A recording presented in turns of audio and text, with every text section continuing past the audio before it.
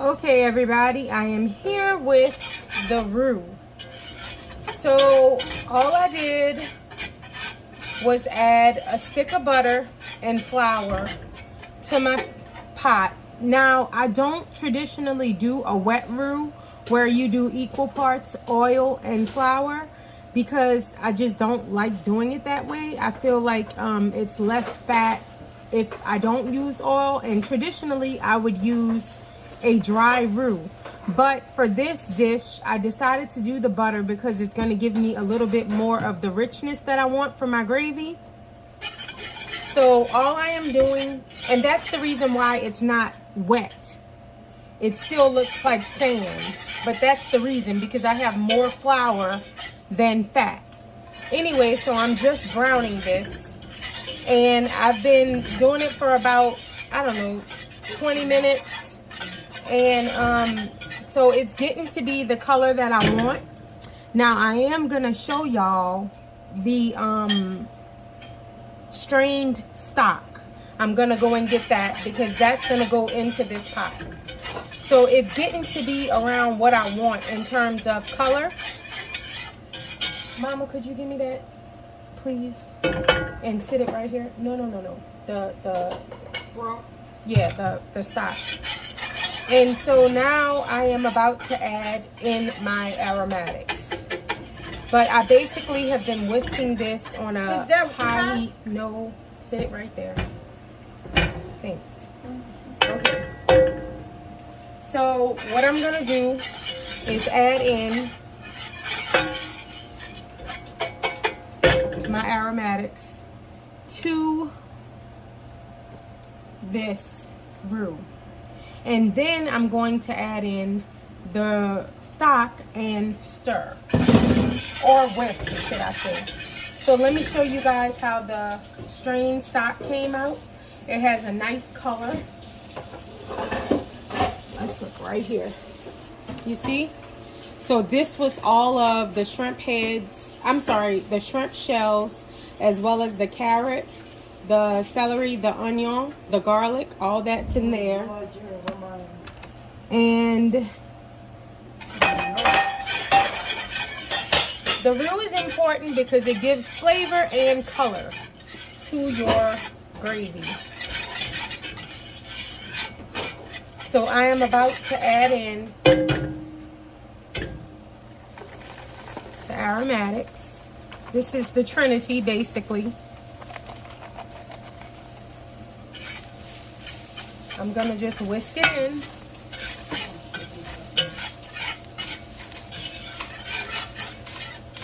And I'm gonna let this go and just cook down. I'm also gonna add in some of the juice. Because it's so much, I'm gonna use a whole 16 ounces of chopped seasoning. And I got the chop because you know what? I'm tired. I don't feel like doing it by hand. That's just real, okay? So I'm gonna let this go and just let it cook down till it gets soft. And I'm gonna keep whisking it, moving it around because you don't want it to stick. I'm also gonna put more bay leaf. I know y'all saw me put bay leaf in the stock, but that's okay. You can't have too much bay leaf. And I'm also gonna add garlic to this mixture. I probably should have chopped the garlic first, but I didn't. So now I gotta do that. Unless my dear old mom wants to do it for me.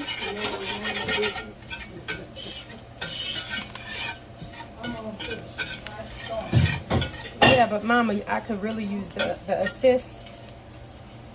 So what I'm gonna do, since my mother is not cooperating, I'm gonna drop my fire down to low and chop my own garlic. Yeah, everybody could hear you, dude.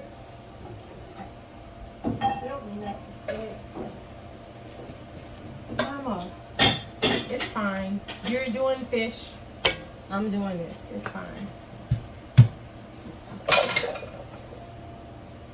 I wish you made real cornbread. That is real cornbread. Well, AJ likes it. Okay. Well, you had enough boxes to make more than one. Mama. Don't work out. Anyway.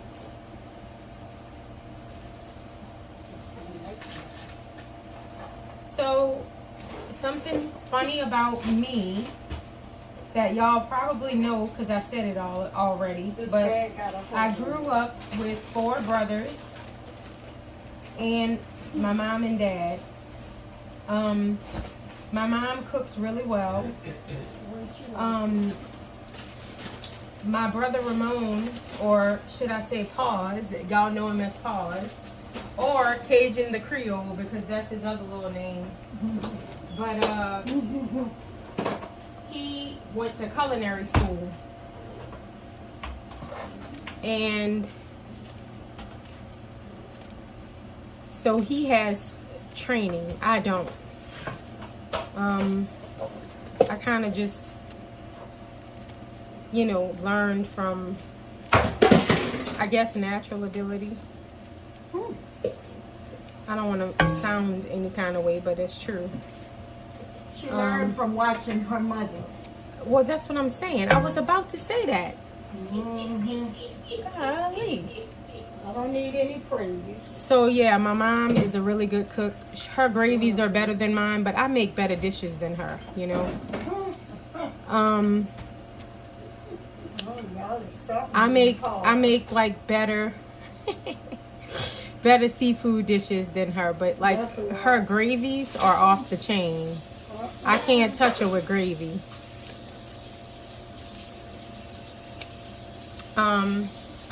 You know, people do good at different things. So you know, you just respect and celebrate what you're good at. So I just cut up my garlic because I like chunky garlic, especially when it's going to be incorporated in a gravy because it is definitely going to cook down. So don't worry about how big the chunks are. Where's my whisk, Mom? Oh, I thought you was finished. I was. Thank you. And so now this is getting to be like I like it. Now good. I'm gonna let the garlic go for like about 2 minutes. I'm gonna go and get my green onions so I could cut those up and put that in here as well.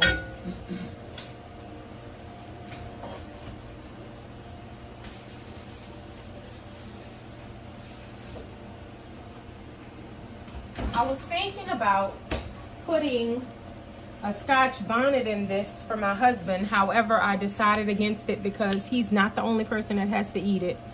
And this again is for some friends that one of the friends that we know had surgery, and I had promised him to make him some seafood stew because he's never had it. And so that's why I'm making this and you know, for him. And I'm gonna make enough of it to where I could send him a lot to put to eat now and put in the freezer, so that they don't have to, you know, cook or be worried about cooking. They could just pull it out of the freezer because it freezes well. So this stew is gonna have shrimp, crawfish, crab, and potatoes. So that is what I am making this for. And it's just something I wanted to do because I love them. And I like to express love through food. And this is definitely a labor of love, I tell you, because stew it's intensive. From making the stock, Why is this got so much pepper? from making the stock to What's the first? straining the stock. Straining stock is my least favorite thing to do. I don't know if y'all have ever done it, but I really just hate straining stock. But I enjoy the flavor that it brings to my dish to have a stock instead of just water. So if you're a cook who actually likes to use water, I encourage you to try using a stock. It's going to elevate whatever dish you're making. What are you doing, bro? Nothing, bro. That's what you got me cooking with. So, y'all don't worry. My mama's nowhere near my pot. Oh, no. With her sneezing self. That's some kind of stuff. Alright, so They can even do that. I'm going to let this cook down a little bit more. Probably about 5 more minutes. And then I'm going to add in my stock. Then what I'm going to do is add in my bay leaf and let this cook until it's completely like reduced, if that makes sense. Because I want it to have a nice gravy and I want it to be really good. I'm also going to separate all of my seafoods and I'm going to saute my shrimp. I don't drop raw shrimp into gravy because I really feel like it just poaches it, and I want my shrimp to have a nice bite. I still want it to be firm. I don't want it to be overcooked because I genuinely feel like overcooked shrimp is a crime. So if you actually saute it before you put it into whatever dish you're making, it's going to stand up to that cook. So if you're ever wondering about that, that's how you get people who have shrimp in a gravy that's not overcooked and soft. But sometimes if you eat gumbo or if you eat stew or etouffee and you put that shrimp in your mouth and it disintegrates, it's because more than likely the person dropped the shrimp into their gravy and didn't pre-saute it. So don't do that. Always saute your shrimp first and don't overcrowd your pan because you don't want too many shrimp in your pan while it's sauteing. Okay, everybody, I'm adding now the stock to the roux. And then I'm going to start whisking this in a little bit at a time. It's going to get thick.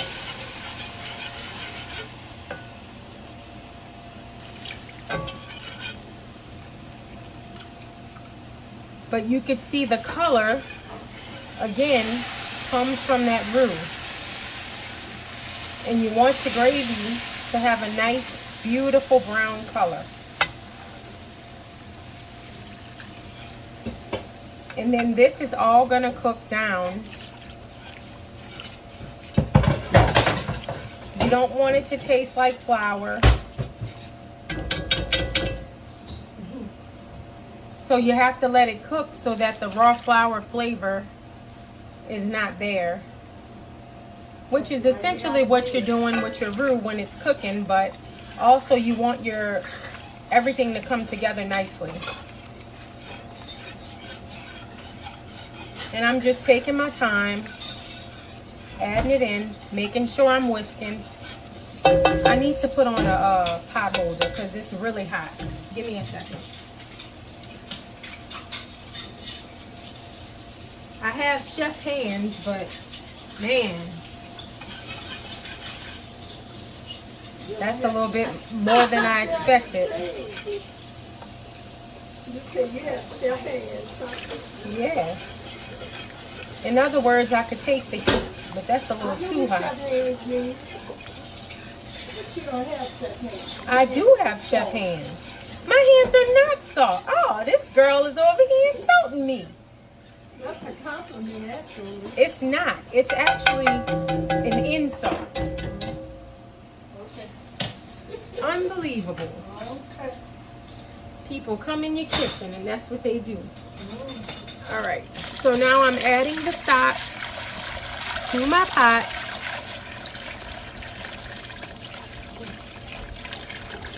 And I am not going to go all the way down with it because I don't want some of the shrimp, the impurities from the shrimp to get in my pot. But also, I'm gonna stop right there. And also this is what I left in, you see? And then what I'm also gonna do is skim my pot. How many people know what it is to skim a pot? Comment down below if you do. So now I'm gonna whisk and I'm gonna let this cook. And I'll let it reduce until it's a nice gravy. Now remember, what? No, I'm finished with it. Now remember, we seasoned our stock, right? Remember when I seasoned the shells, I put the bay leaf, I put all of my spices, and also I pre-seasoned all of my seafood. Doing all of that is gonna mean I don't really have to re-season my pot. I might, but maybe not, because I already did my seasonings. So what I'm gonna do, I'm just stirring this up, and then I'm going to taste what I have just off the top. It's amazing. Wow. The shrimp flavor. The shrimp flavor is undeniable.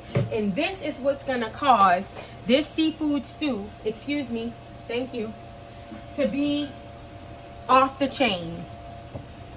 Because we took the time, we made a stock, we seasoned that stock, we made that stock taste like something, you know? So all of that is gonna lend to the end result.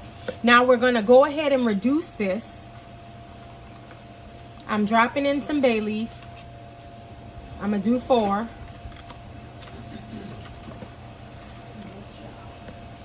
And let this go. It's gonna just cook.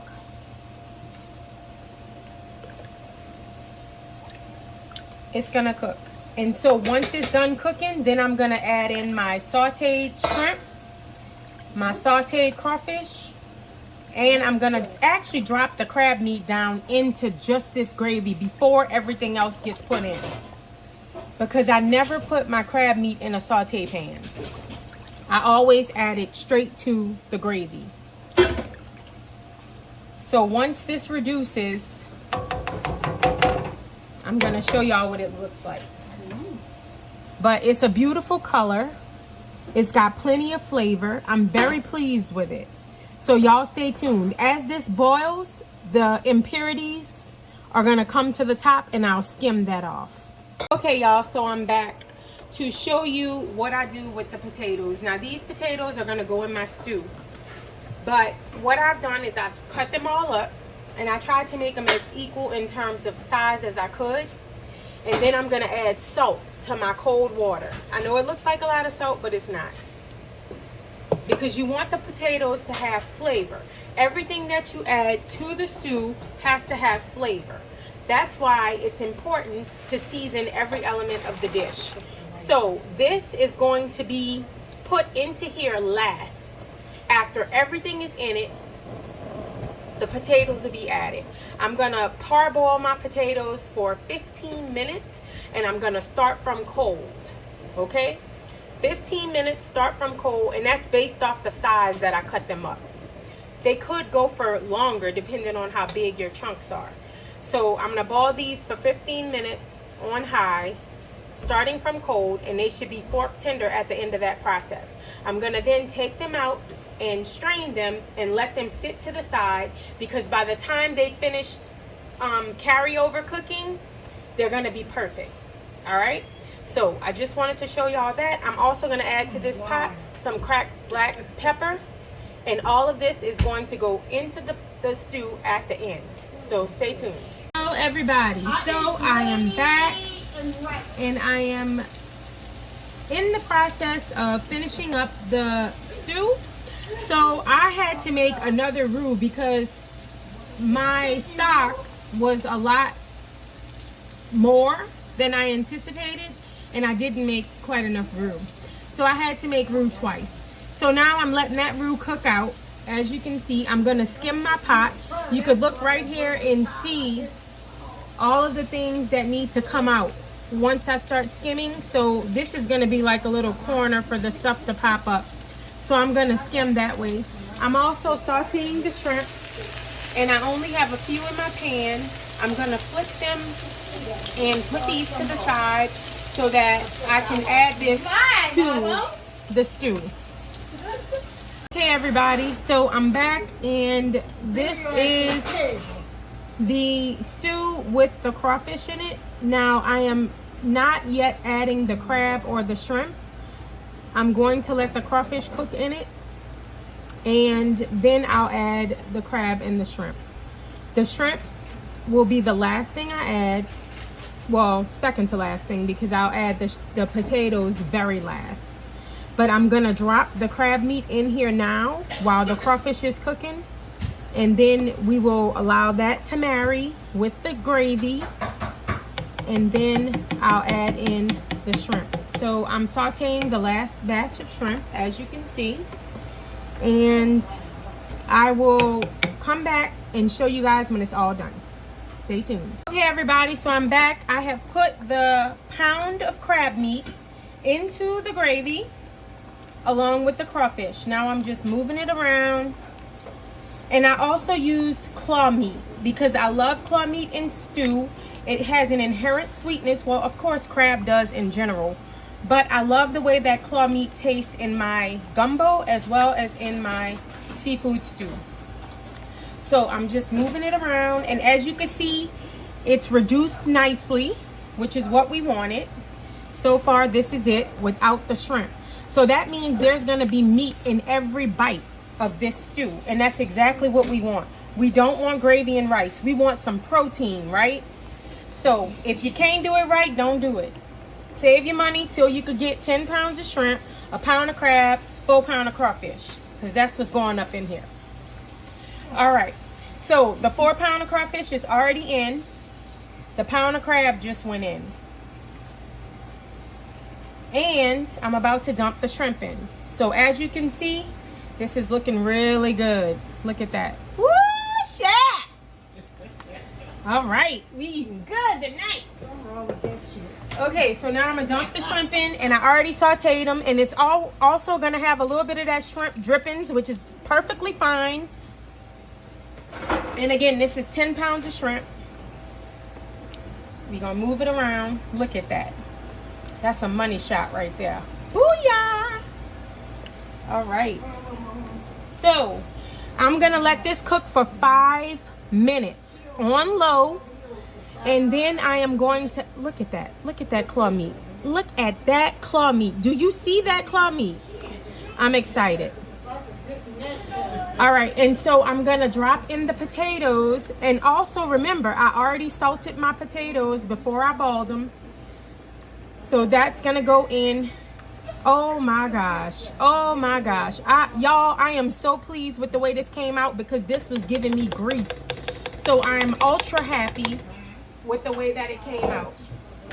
All right, so I am making peas to go with this, and my mom made potato salad and fried fish, so I'm about to put all of the stew for the family that I was cooking it for in bowls after I put the potatoes in, and we're gonna go ahead and get that all situated for them so they can have a nice dinner made with love and from my heart. So I appreciate you guys looking at this. I am going to plate a bowl and make a short out of that. But if you have not subscribed and you want to for more beautiful seafood recipes, go ahead and click that subscribe button. I'd appreciate it. I'm trying to get out more content for you guys, but y'all know I've recently had surgery, so it's been kind of an uphill battle with my health. But I'm doing better and I'm feeling positive, and I want to definitely make more content for you. Oh, so impatient. Okay, so let me give y'all another shot. Seafood stew, baby. Nola style, without the potatoes. So I am definitely gonna come back and show you guys once I add in the potatoes. And I hope you guys enjoy this recipe. Remember, make your stock. That's what it's all about. Make your shrimp stock. Do it because you're not gonna regret it. It was a lot of work. I started this process this morning at about, I don't even remember, 9 o'clock, maybe 10 o'clock this morning, and it's 7 o'clock, y'all. So this is definitely a labor of love. It's definitely some good eating. I'm gonna add a little bit of cilantro to this and a few more seasonings to finish it all off. And you guys just stay tuned for the next segment. Thank you. Okay, everybody, I'm back and I'm adding the potatoes to the stew. All right. Turn it on. Then the pot is off, okay? And then I'm going to just simply ladle. Oh my gosh, do y'all see the size of those shrimp? I'm just gonna ladle the seafood over the potatoes because I don't want to really disturb them too much. I don't want to break them up, but I am gonna now pass right there. And that is basically how it's done. Here we go. Look at this. That is seafood stew. I am very pleased with the way it came out. It was definitely a lot that I had to endure today, but that's okay because I loved every minute of it. All right, everybody, I'm gonna plate a bowl now just so you guys can see for my short. And thank you for tuning in. Remember to embrace the chef within you. Okay, everybody, so this is the finished product. Seafood stew with shrimp, crab, and crawfish with potatoes.